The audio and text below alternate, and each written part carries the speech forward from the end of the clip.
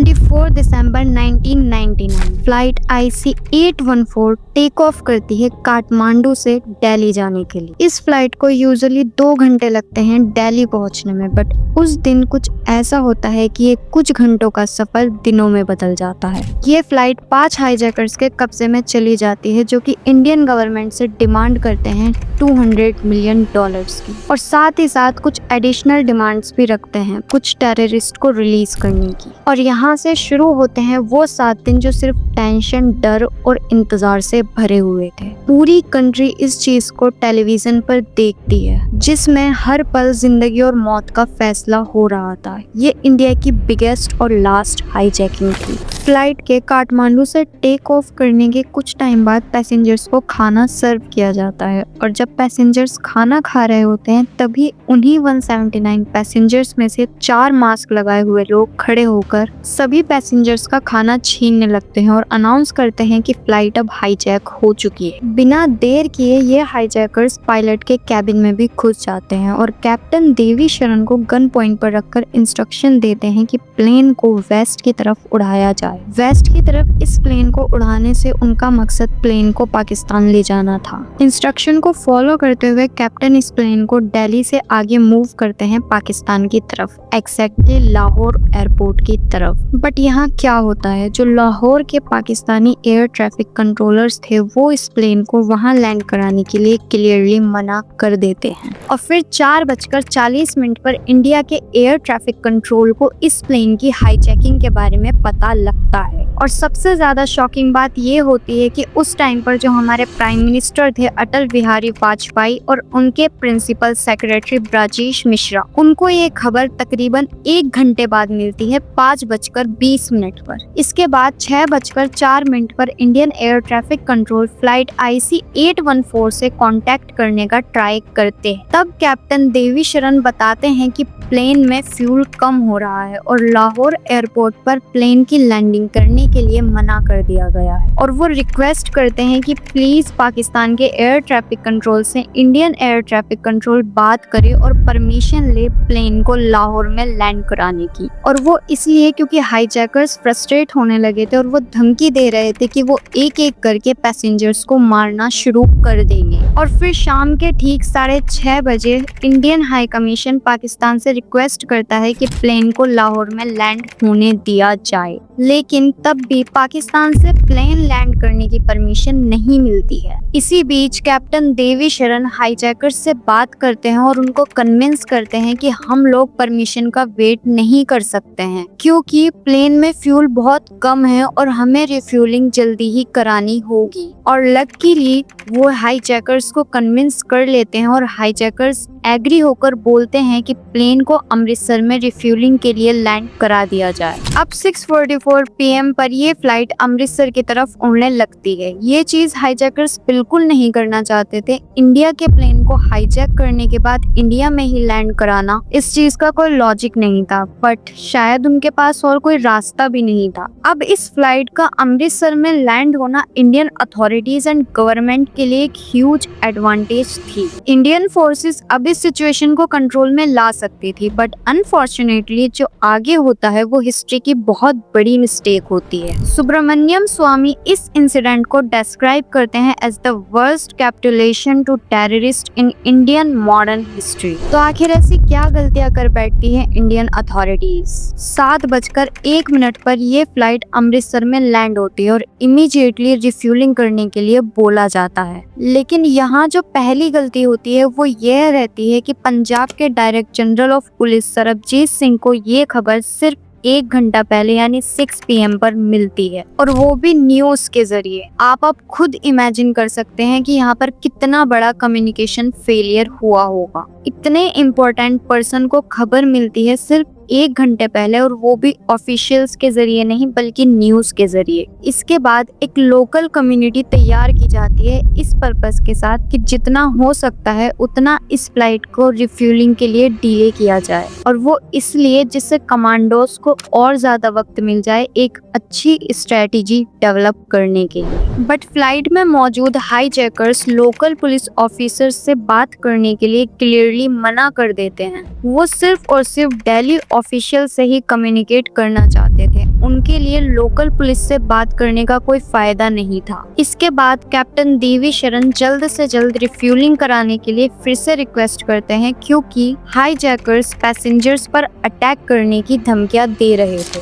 ऐसे ही 15 मिनट बीत जाती हैं, लेकिन तब भी कोई रिफ्यूलिंग नहीं की जाती है और हाईजैकर्स सच में एक पर्सन पर अटैक कर देते हैं, सतनाम सिंह, जिनकी नेक पर अटैक किया जाता है, जिससे उनको बहुत चोट भी पहुंचती है। और ये बताते हुए कैप्टन देवी शरण फिर से रिफ्यूलिंग के लिए रिक्वेस्ट करते हैं, बट इसी बीच 40 मिनट और बीत जाती हैं। 7:45 PM पर क्राइसिस मैनेजमेंट ग्रुप एक प्लान बनाता है और पंजाब पुलिस को ऑर्डर करता है। इस प्लान में ये डिसाइड करते हैं कि जिस टाइम पर प्लेन की रिफ्यूलिंग फ्यूल टैंकर से की जाएगी, तो उसमें पंजाब के कुछ पुलिस ऑफिसर्स को छुपाकर भेज दिया जाएगा और वो चुपके से जाकर प्लेन के टायर्स पंक्चर कर देंगे, जिससे प्लेन दोबारा से उड़ नहीं पाएगा। ये प्लान काफी अच्छा था, बट इस प्लान को एक्शन में लाने से पहले ATC के पास जो दूसरा प्लान था, जिसमें उनका सोचना ये था कि क्यों ना एक फ्यूल टैंकर को प्लेन के सामने ले जाकर खड़ा कर दिया जाए उसका रास्ता रोकने के लिए, और इसी प्लान को इम्प्लीमेंट किया गया। एक फ्यूल टैंकर मूव करना स्टार्ट करता है प्लेन की तरफ, बट जो इस टैंकर की स्पीड थी वो काफी तेज थी। तो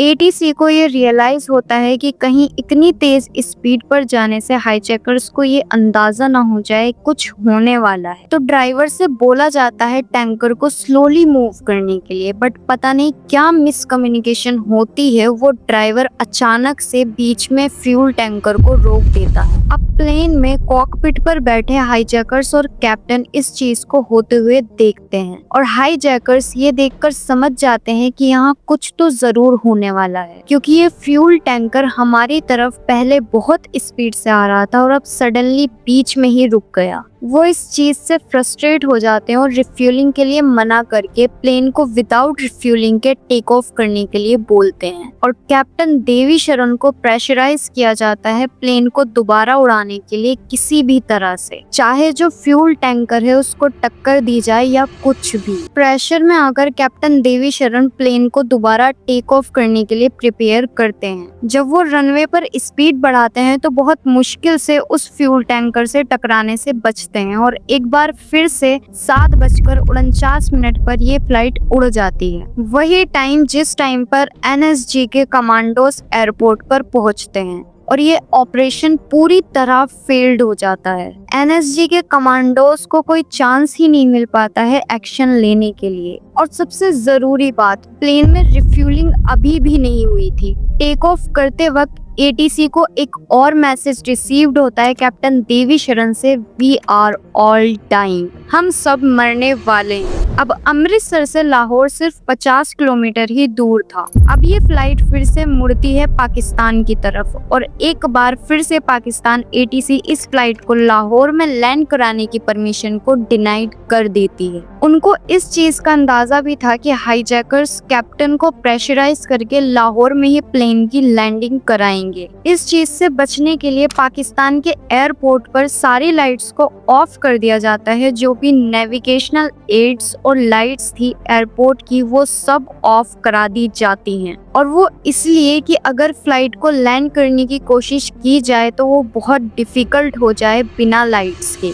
बट हाईजैकर्स कैप्टन देवी शरण को इतना प्रेशराइज करते हैं और बोलते हैं कि हमें नहीं पता रनवे दिख रहा है या नहीं, हमें बस फ्लाइट को लैंड कराना है कहीं भी और कैसे भी। स्लोली फ्लाइट को नीचे लाया जाता है और कैप्टन देवी शरण को रियलाइज होता है कि वो क्रैश लैंडिंग करने जा रहे हैं एक हाईवे पर। इस चीज को देखते हुए वो एक बार फिर से और फाइनल रिक्वेस्ट करते हैं पाकिस्तान ATC से कि अगर आप हमें एयरपोर्ट पर लैंड नहीं करने देंगे तो हम एक हाईवे पर क्रैश लैंडिंग कर जाएंगे। इस चीज को सुनकर फाइनली पाकिस्तान ATC एग्री कर जाता है इस फ्लाइट की लाहौर में लैंडिंग कराने के लिए और ये फ्लाइट 8:07 PM पर लाहौर एयरपोर्ट पर लैंड होती है। अब इंडिया की साइड से पाकिस्तान एयरपोर्ट ऑफिशियल से बोला जाता है कि प्लीज इस फ्लाइट को दोबारा मत उड़ने देना। इंडिया का यहाँ प्लान था कि वो इस्लामाबाद में बैठे हाई कमिश्नर G पार्थसारथी को हाईजैकर्स से नेगोशिएट करने के लिए भेजेंगे।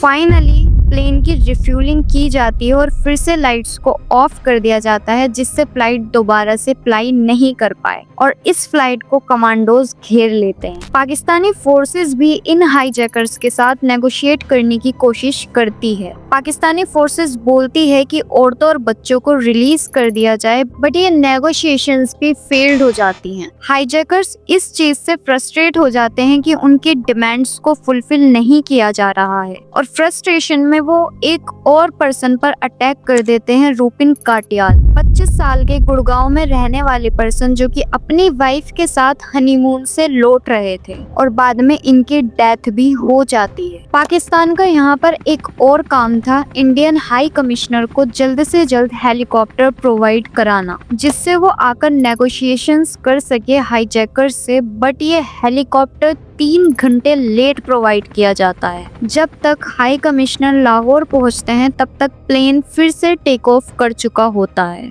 बट यहाँ पर एक सवाल आता है कि जब लाइट्स ऑफ कर दी गई थी और कमांडोज ने फ्लाइट को घेर रखा था, तो प्लेन ने फिर से टेक ऑफ कैसे कर लिया? इसके बारे में ज्यादा इंफॉर्मेशन तो मौजूद नहीं है, बट आगे की स्टोरीज में कुछ क्लूज जरूर मिलते हैं। अब फ्लाइट को ओमान ले जाया जाता है लैंडिंग के लिए, बट वहाँ भी लैंडिंग की परमिशन नहीं मिलती है। नेक्स्ट लैंडिंग इस फ्लाइट की होती है दुबई में अल मिन्हाद एयरबेस पर रात के करीब 3 बजे। यहाँ पर कड़ी नेगोशिएशंस के बाद फाइनली हाईजैकर्स 26 पैसेंजर्स को रिलीज कर देते हैं। इंडियन एयरलाइंस का एक स्पेशल रिलीफ एयरक्राफ्ट दुबई में भेजा जाता है इन पैसेंजर्स को वापस इंडिया लाने के लिए। उस टाइम के civil aviation minister Sharad Yadav भी इस फ्लाइट में प्रेजेंट थे और उन्होंने इन पैसेंजर्स को घर पहुंचाने तक अकम्पनी किया। जो पैसेंजर्स दुबई से लौटकर आए थे उनसे काफी इम्पोर्टेंट इंफॉर्मेशन जानने के लिए मिलती है इस हाईजैक्ड फ्लाइट के बारे में। इनसे पता लगता है कि फ्लाइट के अंदर आदमी, औरतों और बच्चों को सेपरेट करके रखा हुआ है और साथ में सब पर ब्लाइंडफोल्ड यानी आंखों पर एक पट्टी लगाई हुई है, जिससे किसी को भी कुछ भी दिख ना सके। कुछ वुमेन ने ये भी बताया कि हाईजैकर्स उनके साथ डिसेंटली बिहेव कर रहे थे और बच्चों को लेकर काफी अफेक्शनेट भी थे। ये भी बताया जाता है कि 5 हाईजैकर्स थे जिन्होंने अपने कोड नेम्स रखे हुए थे। जो इनका लीडर था वो खुद को चीफ करके बुला रहा था और इसके अलावा जो 4 थे वो बर्गर, डॉक्टर, शंकर और भोला, ये फेक नेम्स ये हाईजैकिंग के वक्त यूज कर रहे थे। लेकिन इनके रियल नेम जो बाद में पता लगते हैं वो इब्राहिम अख्तर, शाहिद अख्तर सईद, सनी अहमद काजी,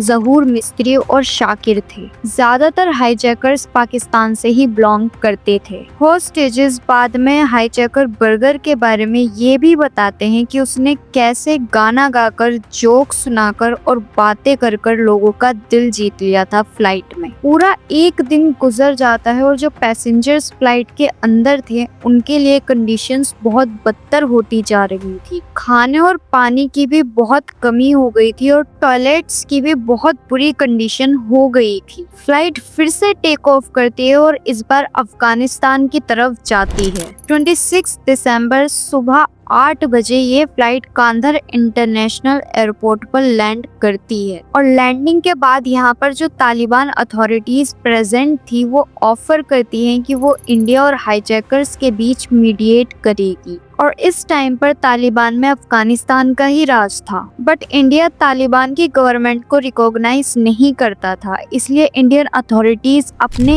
इस्लामाबाद के हाई कमिश्नर को कांधार भेजते हैं नेगोशिएशंस के लिए। नेक्स्ट 6 डेज तक फ्लाइट में बैठे पैसेंजर्स यहीं रहते हैं। उनको इस चीज का अंदाजा भी नहीं था कि आगे उनका फ्यूचर क्या है, उनके साथ क्या होने वाला है। 6 दिन तक वो यहीं ट्रैप्ड थे। अब इंडियन गवर्नमेंट को तालिबान की इंटेंशंस पर शक होने लगता है, क्योंकि तालिबान के मेंबर्स ने इस फ्लाइट को चारों तरफ से घेरा हुआ था और उनके हाथों में हथियार भी थे। तालिबान का कहना था कि उन्होंने ये हाईजैकर्स के अगेंस्ट में कर रखा है, जिससे कोई भी हाईजैकर गलत बिहेव ना करे। बट इंडियन एनालिस्ट का मानना ये था कि ये इसलिए किया गया है जिससे कि इंडिया का कोई भी मिलिट्री ऑपरेशन इन हाईजैकर्स के अगेंस्ट लिस्ट में ना हो सके। उस वक्त के स्पेशल टीम के मेंबर अजित डोवाल को कांधार भेजा जाता है टेररिस्ट से नेगोशिएट करने के लिए। वो बताते हैं कि हाईजैकर्स को एक्टिव आईएसआई से सपोर्ट दी जा रही है कांधार में। उन्हें ये गारंटी दी जा रही थी कि उनको एक सेफ एग्जिट मिलेगा। इनका बोलना ये भी था कि अगर यहाँ आईएसआई का इन्वॉल्वमेंट नहीं होता तो इंडिया इस हाईजैकिंग को रिजॉल्व कर लेती। ईयर 1999 जब कारगिल वार हुआ था तब प्राइम मिनिस्टर अटल बिहारी वाजपेयी ने बहुत ट्राई किया था पाकिस्तान के साथ पीसफुल रिलेशन बनाने के लिए, बट उनके एफर्ट्स फेल्ड हो गए थे। ये हाईजैकिंग बहुत सीरियस इशू था पीएम के इमेज को लेकर। बहुत सारी चीजें इस चीज को लेकर आज तक भी क्लियर नहीं है। हम लोगों को आज तक ये नहीं पता कि काठमांडू के एयरपोर्ट पर सिक्योरिटी ब्रीच कैसे हुआ। ये बताया जाता है कि दाऊद इब्राहिम के नेपाल के नेटवर्क को यूज किया गया था इसके लिए, और इंडियन अथॉरिटीज से जो मिसहैंडलिंग हुई थी उसके बारे में आगे अभी हम बात करेंगे। अब वापस से हम अपनी स्टोरी पर आते हैं। हाईजैकर्स कांधार एयरपोर्ट पर $200 मिलियन की डिमांड करते हैं, यानी 1650 करोड़ रुपीस। एडिशनली वो 36 प्रिजनर यानी कैदियों की रिहाई की भी डिमांड करते हैं। इसके अलावा वो सज्जद अफगानी हरकत उल मुजाहिदीन के फाउंडर की डेड बॉडी की भी डिमांड करते हैं। 26 दिसंबर 1999 external affairs minister Jaswant Singh एक प्रेस कॉन्फ्रेंस कर रहे थे। Government has been in constant touch with the negotiating team.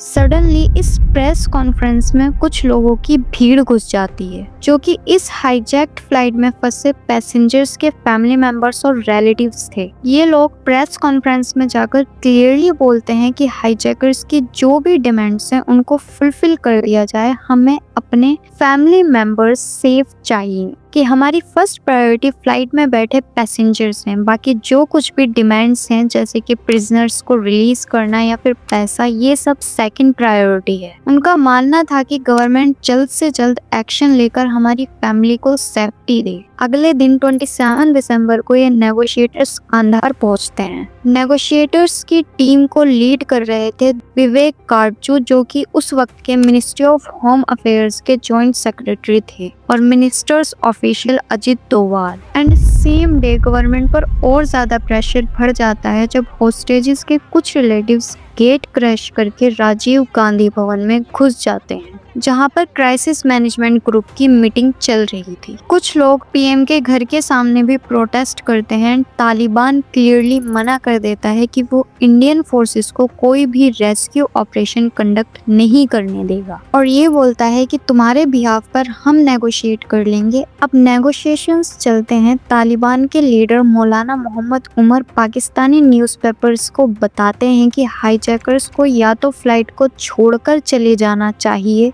या फिर अपने वेपन्स को नीचे रख देना चाहिए। कुछ दिनों तक यहाँ कड़ी नेगोशिएशंस होती हैं। इंडियन नेगोशिएटर्स भी वहाँ मौजूद थे, दूसरी तरफ तालिबान और बीच में हाईजैकर्स। इन दी एंड काफी हद तक इन हाईजैकर्स की डिमांड को कम कर दिया जाता है। 36 प्रिजनर्स की जगह पर सिर्फ 3 प्रिजनर्स को रिलीज करने की बात होती है। अब हाईजैक्ड फ्लाइट पर वापस आए तो 5 दिन बीत चुके थे। 30 दिसंबर को उस वक्त के रो चीफ एएस डुलर जम्मू पहुंचते हैं और चीफ मिनिस्टर फारूक अब्दुल्ला को कन्विंस करने की कोशिश करते हैं कि जो 2 प्रिजनर्स यहाँ हैं उनको रिलीज कर दिया जाए।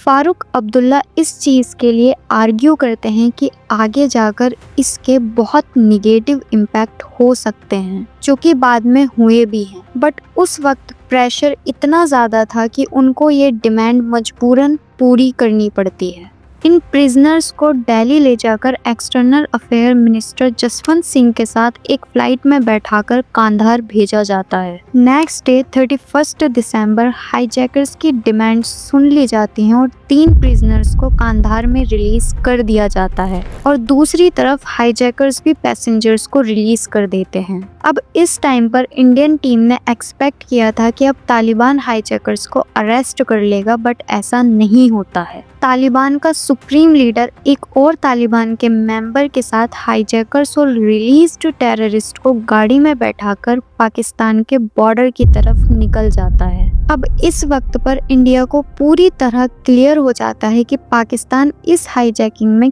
कैसे इन्वॉल्व्ड था। Confirm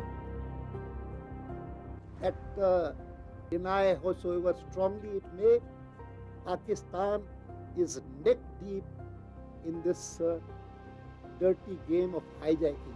ये हाईजैकर्स सेफली बॉर्डर को क्रॉस करके पाकिस्तान में बचकर निकल जाते हैं और दूसरी तरफ पैसेंजर्स भी फाइनली सेफ हो जाते हैं। बहुत सारे पैसेंजर्स इंजर्ड भी थे और मोस्टली सब बुरी तरह से भूखे थे। इस हाईजैक्ड प्लेन को 2001 में रिटायर कर दिया जाता है। तो कैसा लगा आपको इस हाईजैकिंग के बारे में जानकर? अपने व्यूज कमेंट्स में जरूर बताएं।